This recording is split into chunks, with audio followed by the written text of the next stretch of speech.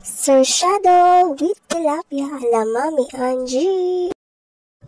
Kailangan natin ng bawang, sibuyas, kamatis na makinis pa sa aking kutis na parang nag-rejuve.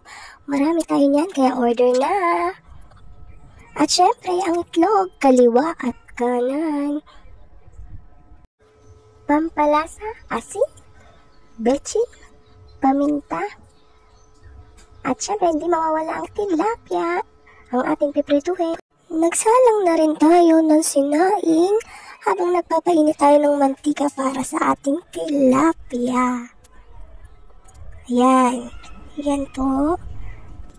Habang prito-prito ang tilapia, naghiwa na rin ang bawang, sibuyas at kamatis. Sa pinagprituhan natin ng tilapia, dyan na rin tayo nagisa ng bawang, sibuyas at kamatis. Yan, minekos-mekos lang po natin. Hintayin lang po natin maluto na maigi ang ating kamatis.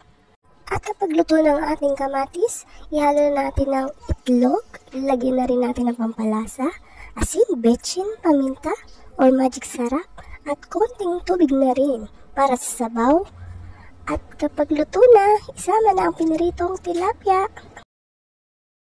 Thank you for watching. Please like, share, and subscribe!